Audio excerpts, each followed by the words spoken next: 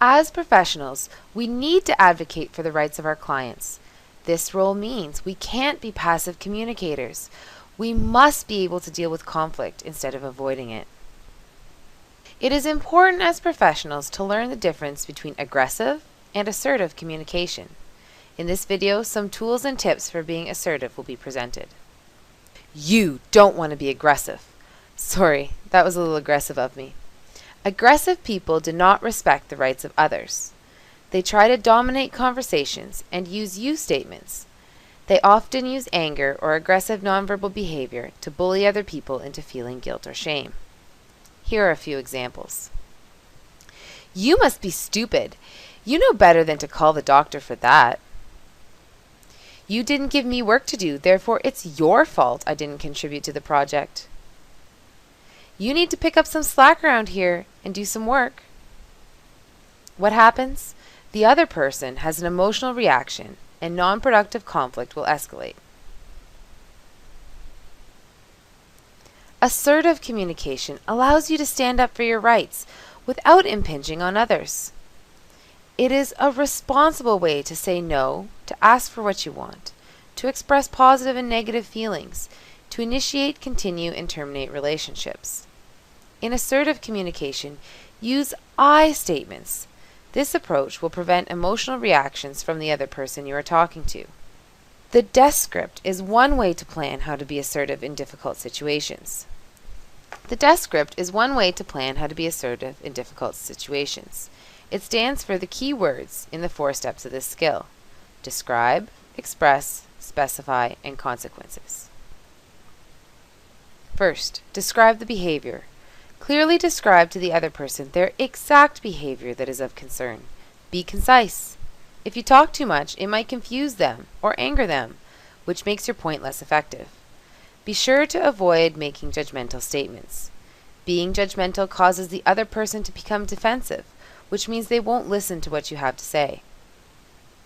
For example, here's something I could say to my son. I noticed that you forgot to put your dishes in the dishwasher after supper last night. Then, the next step is to express your thoughts and feelings about the behavior that bothers you. Again, you want to be clear and concise. Make sure to use I statements and avoid sarcasm. Which statement sounds better? You don't care about the mess you leave or the extra work it causes me. Or, I feel like you don't care about the mess or extra work it causes me when dishes are left out. The person you are talking to is less likely to be offended by the second statement. The first one sounds judgmental and is not open for them to clarify that they do care. Once you've expressed your feelings, specify the change in behavior you would like to see.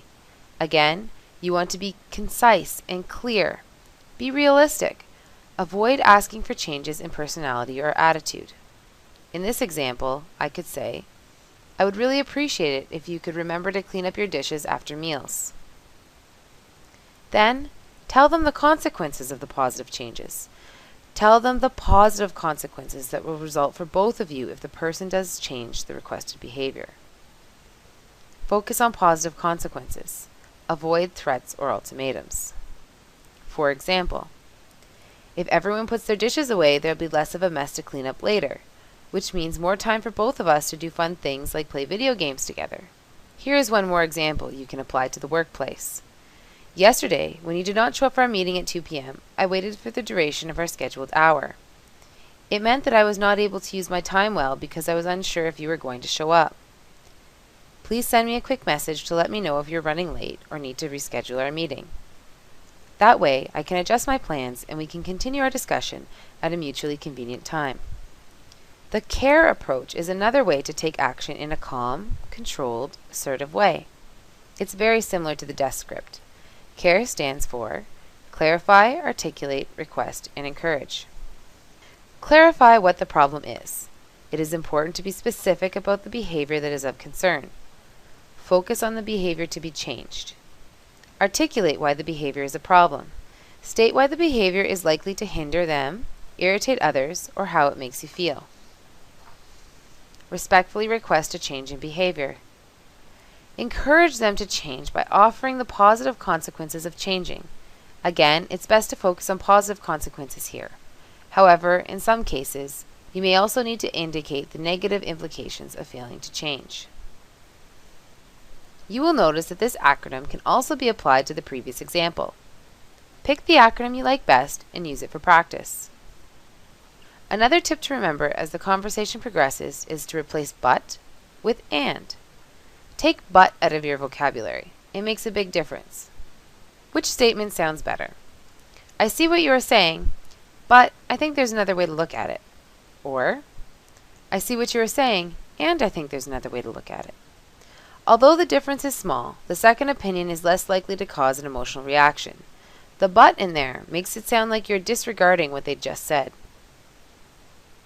Being assertive, not aggressive, will empower you to resolve conflict, advocate for you and your clients while improving relationships in the workplace and at home. It is also important to learn how to recognize early signs of a conflict and intervene before it escalates. Pay attention to the verbal and nonverbal cues of clients and colleagues to notice when a problem might be starting. For more videos, please subscribe, comment to let me know what you want to see, and be sure to like the videos you find useful. Thank you.